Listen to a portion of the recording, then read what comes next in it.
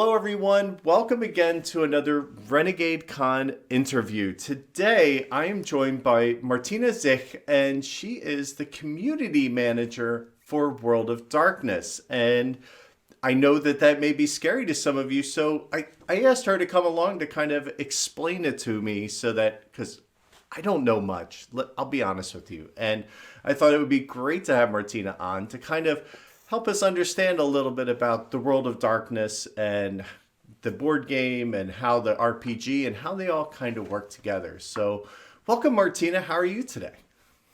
I'm very fine. Thank you for having me. Awesome. So you're the community manager for World of Darkness. What does that mean? Like what we always see this that, oh, I do this, I do that. But what is, in World of Darkness terms, what does your job look like? There's a lot of little parts to that, but I feel like the main explanation of what the community development is, in contrast to community management or social media management, for example, is that a developer is someone that needs to develop something, make it either bigger or grow and basically try to make the community first of all happen. And Hmm. although Vampire the Masquerade and World of Darkness is very lucky to already have a very lively and big community, but my task is to even make it bigger and craft strategies and craft various ways to reach the biggest audiences. I feel like me being here right now on the show and talking to people who might have not know much about World of Darkness is very much a part of this job. So it's a Awesome. good example of what I try to do: evangelize the World of Darkness. Excellent. So you're the perfect person to be here today to demystify this for me. So, so a little bit about yourself. If people want to know a lot about Martyna, how that job actually works, and a lot of what she does in World of Darkness, Sarah did an interview on Vampire Wednesdays that was outstanding. So I'll just refer you to that one. But real quick, like, how long have you been role playing, Martyna? Oh, I am 30 right now, which is hard to admit, but I roleplayed for the first time when I was 13. Okay. So that's been plenty of years right Yeah. now. I did have a big breaks in between roleplaying. I haven't roleplayed consistently. Hmm. I feel like what brought me back to roleplaying regularly was Vampire the Masquerade 5th edition. So Okay. the one of the main topics why we're both here today, talking about World of Darkness. And yeah, up until V5, I've role played I regularly, sometimes more intensively, sometimes less. But since then, it's been now 3 years, almost. I believe it's already 3 years Nice. that I've been role playing very regularly. The next question is, do you have anything going on currently? Are you in any games at the moment, or is there anything ongoing that you're doing? Yes, I am. Although, as for now, in this particular time, I'm trying to keep it to my friends and not in any official campaigns Hmm. as a regular guest. I sometimes do pop up in some of the campaigns that people in the Vampire the Masquerade community are doing. So you might see me sometimes role playing on the World of Darkness channel. We have done the Vampire the Masquerade companion special recently, or in the Stitch of Fate campaign, I had a little small role. But I'm mostly role playing with my friends and with people online. I'm trying to find ways that people are using digital means to role play during pandemic without meeting in person. So I'm role playing through Discord a lot. I am joining play by post campaigns where you just role play with text, and I'm exploring a lot of these possibilities that we have these days to role play after hours, basically, and do it anytime and anywhere from my phone or from my PC. Right. Have you seen like more people doing role playing now that like online is like I think that the online experience is getting a lot better and the communities are just growing right now. Do you see that too, or is that just something that I see as an outside observer? Yes, it's definitely a thing, and a lot of people have moved to digital role playing because of necessity. There was no way to really role play safely throughout for a long time right now. So I still, of course, meet a lot of people who feel and believe that role playing at the table is irreplaceable, and that's something that is very much of a core of a role playing experience. But with the with better microphones, better cameras, better internet connection, we are slowly breaking this barrier. And I feel like the very good example is Vampire the Masquerade community, with a lot of ongoing chronicles online that didn't stop because of the pandemic, and they are still ongoing. And people are doing some really great stories with that. Great. Do you think like people are getting more comfortable in front of cameras now? Like I felt like there was a long time where everybody was kind of pulling back and like, oh, I don't want to really, cameras are everywhere and phones. And now it's like, well, now we have to Zoom for everything and we have to do meetings virtually, that it's just getting a little more common now.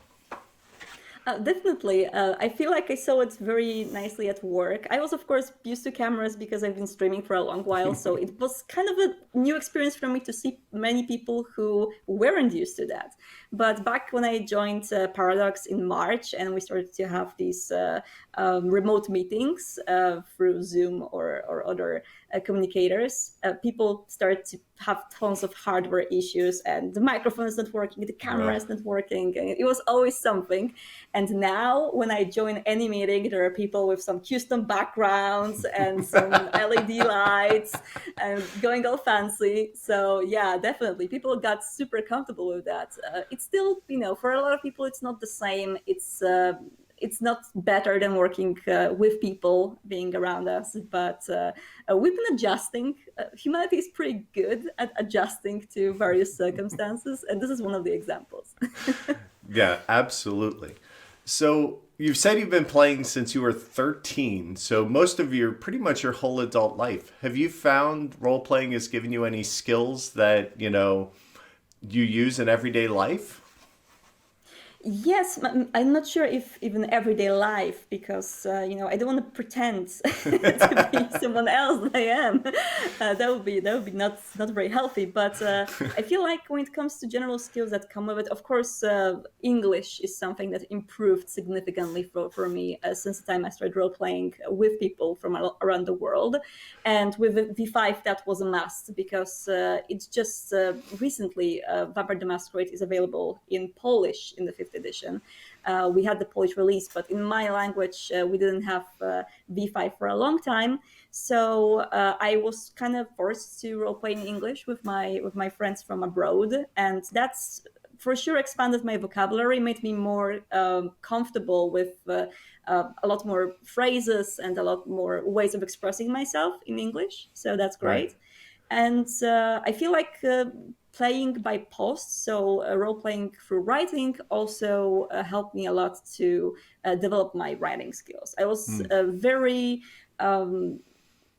not very into how I was writing things in English back in the days. And Right. when it came to any prose writing or fiction, I was always saying that no, I cannot do it in non-native language, because it will always just sound very bad. But I feel like I really improved throughout the years of play by posting. People have been really enjoying role playing with me this way, and sometimes, like, how on Discord when you send the messages to people, you can react in various Right. ways. I had situations where after some months of role playing this way, people were just like sending a lot of very positive reactions to my role plays and saying that they felt something emotionally Wow. after they read this. So that was one of the biggest compliments I could get for the writing part, and I feel like it really helped me with this, which I feel is a skill very useful in various different places, in social media as well, and in communication online. So I'm very happy that I was able to develop the skill better for role playing. Outstanding. So maybe I need to role play more because my writing stinks. I'm sure that if you role play through text for some time, it's going to be amazing. Interesting.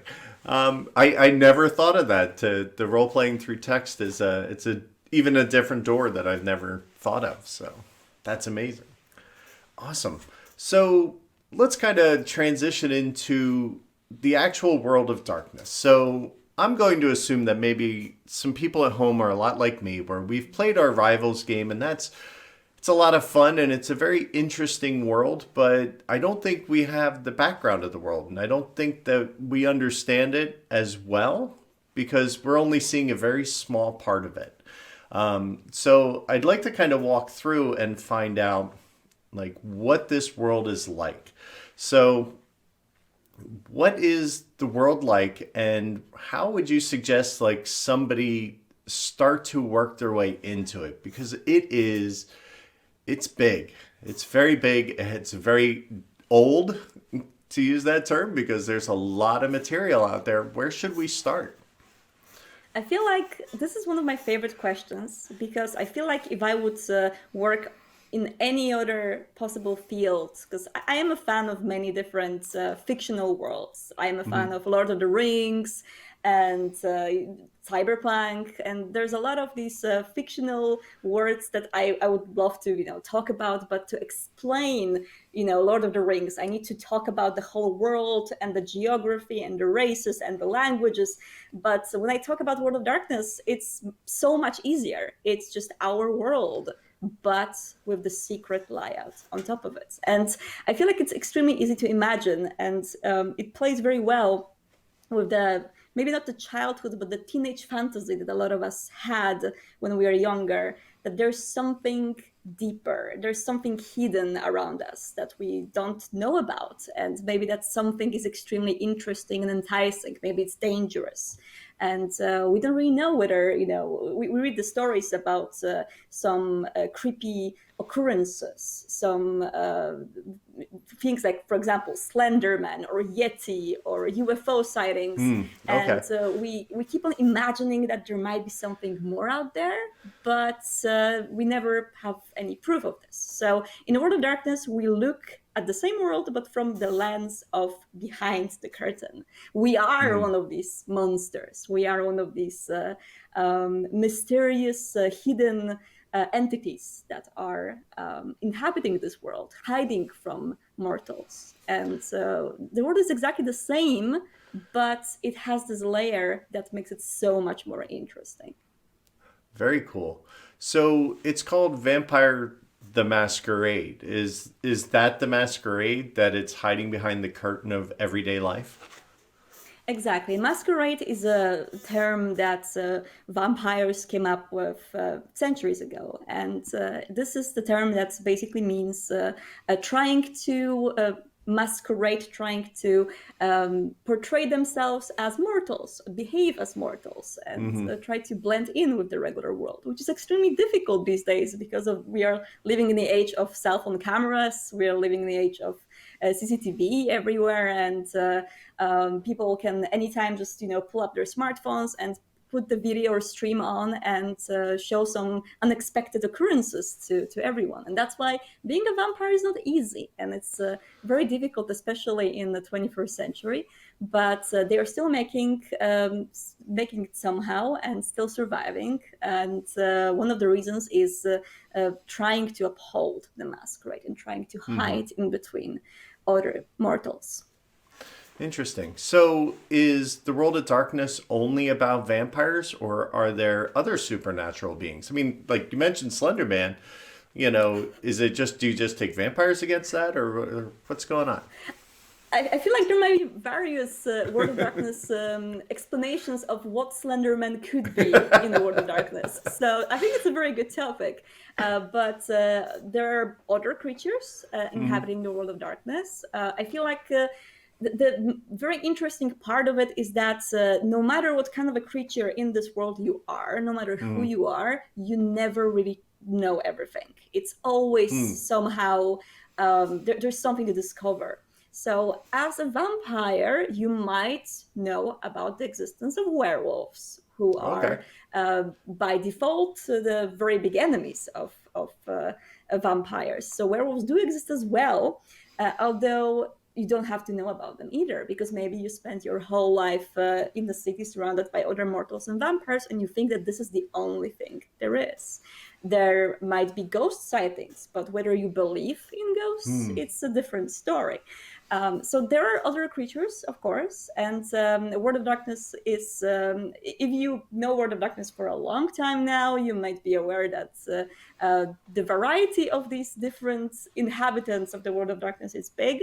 But if you are new to it, we are, of course, focusing currently on Vampire the Masquerade, but Werewolf the Apocalypse is in development, so you will be able to read the core book for Werewolf pretty soon, hopefully.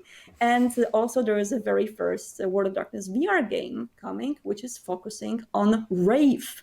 So that's more of a ghost story and your life after death and what kind of an entity in this world you are after you die, which is also a super interesting take and very much different from Vampire and Werewolf. Very cool.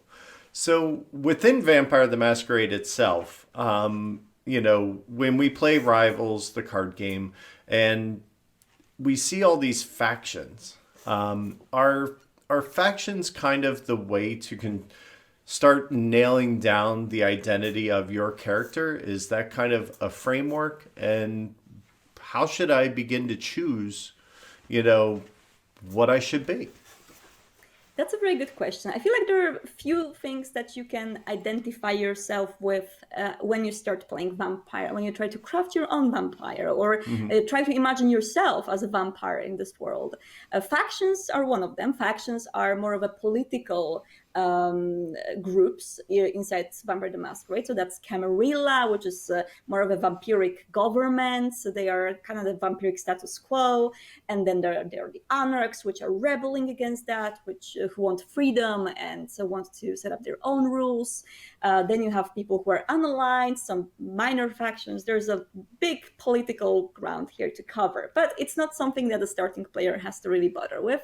What is more interesting, I think, for a lot of beginners are clans, and clans are something that are featured in Vampire the Masquerade Rivals as well. When you are embraced as a vampire, you are being embraced into one of the bloodlines, and I feel like it can be compared to sort of a sorting hat. So if you know Harry Potter, you could imagine like different fans of the books kind of identifying themselves with Gryffindor or Slytherin. Right. If you played D&D, you might feel more like a warlock, or you may feel more like a warrior. I just said that warlocks were part of D&D. I'm not very sure right now. I haven't played D&D in a long time, but fair enough. Wizards are. I'm sorry, wizards are. There you go. Sure the part of That's for sure. Yes. So you're going to try to identify yourself more with one of these like different kinds of heroes in this world. And in Vampire the Masquerade, these are clans.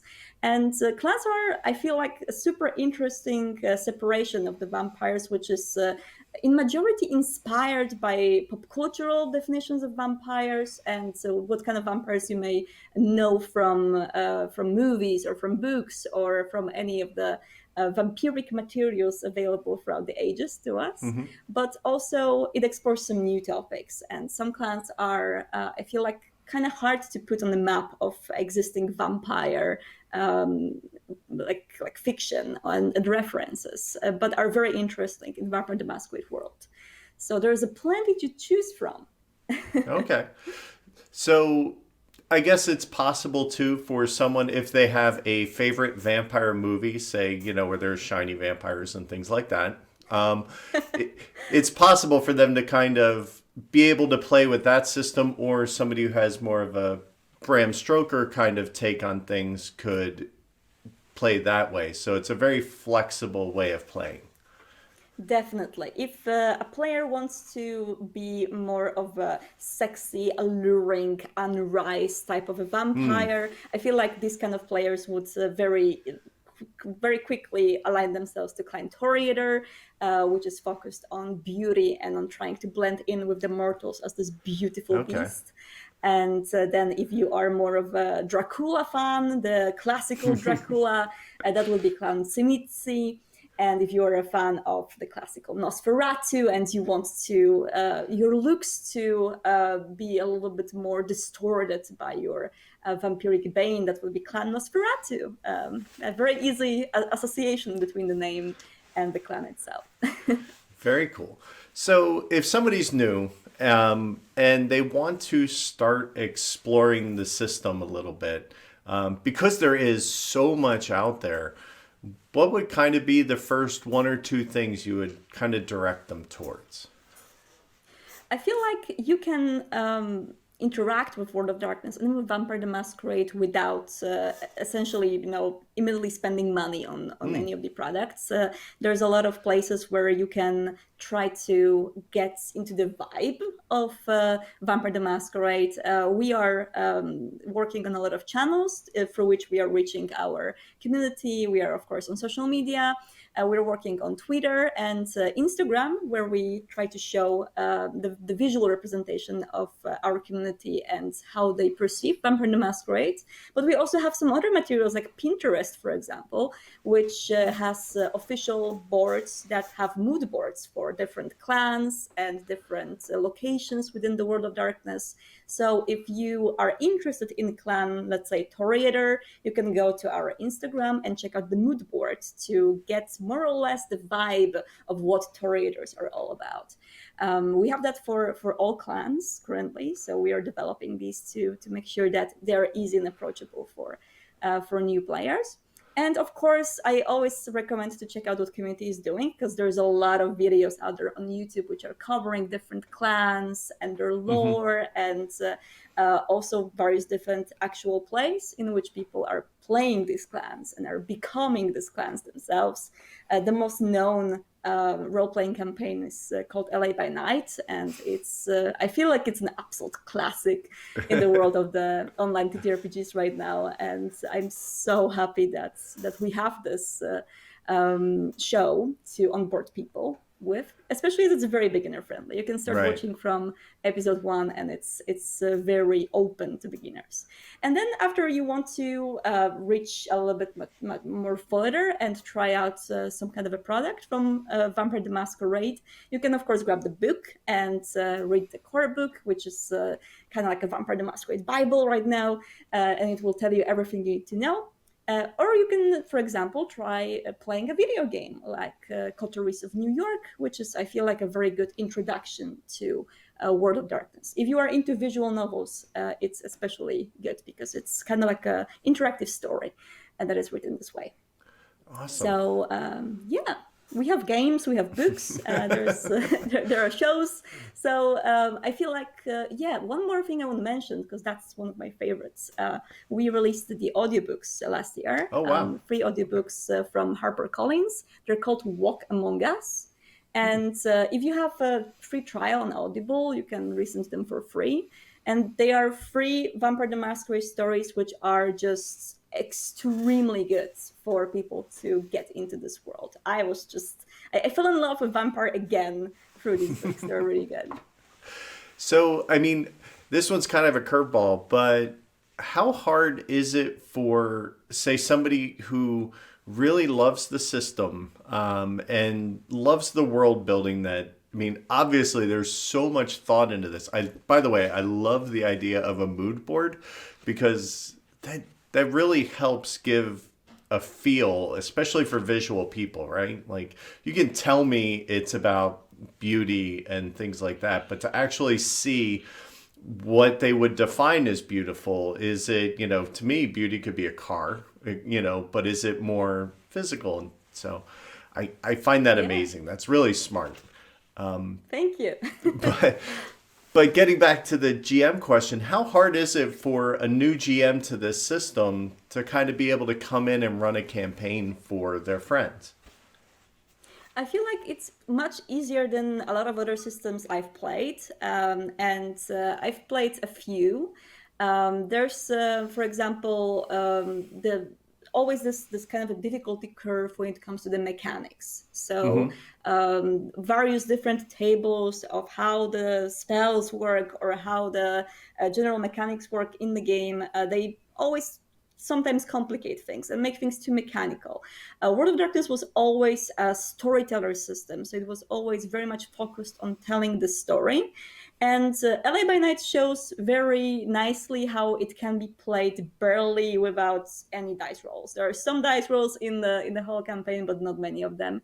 It can be told by the passionate storyteller who has a story in their head and wants to relate it to their players and have them interact with this world they created without too many mechanics involved in that. Okay. But also the mechanics themselves are just fun in themselves, and the system of hunger dice, which makes vampires and their actions always a little bit unpredictable, is, I feel, something very fresh, and it brings something interesting to the table. It's not just rolling whether 6 or 5 is going to make a better result. There's no counting like this. It's more about whether your action was influenced by the beast inside of you, which I feel like is a much more interesting way of approaching dice. I started liking dice again with Vampire the Masquerade, so that's something that I feel is very interesting. So yeah, I feel like starting a new campaign, there's a lot of materials out there that people can use to get accustomed to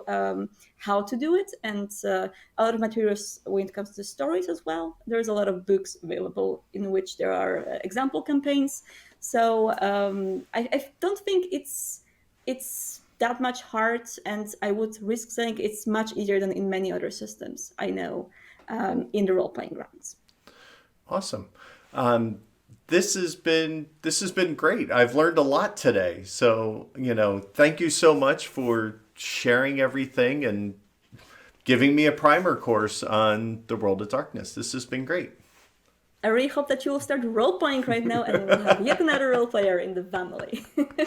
Right? I need to try it again. So thanks so much. Martyna, where should people look for you, like out there? If you're the community manager, where do people find you the most? I mean, of course, you can find me the most in my workspaces, which is all the World of Darkness and Vampire the Masquerade accounts you can find anywhere. But if you are also interested in some prime Vampire the Masquerade memery and jokes and just fun after work stuff, then you can find me as Outstar almost anywhere. So awesome. Twitter, Instagram, and other places. I'm there, and I'm very much often posting about vampire. Excellent. Hence why you're the perfect person to be the community manager, because you obviously live it and know it very well. Excellent. Trying my best. Well, thank you so much for taking some time out today to talk to me and talk to everybody else. And, I can't wait to see what's next. I cannot wait to see what's next either. And I really hope that people will enjoy Vampire the Masquerade Rivals, which I personally enjoyed a lot. Yes. And I plan to enjoy it a lot more in my next games. Yeah, because you can actually incorporate it a little bit if you wanted to, right? Exactly. And I can role play as the clans that are included in Rivals when I play Rivals. So that's my favorite part. It works both ways. Excellent. Mm-hmm. Awesome. Well, thank you so much. I'm going to let you go. And thanks for being here with us today. Thank you so much, and have fun. Absolutely. Have a great day, everyone. We'll see you next time.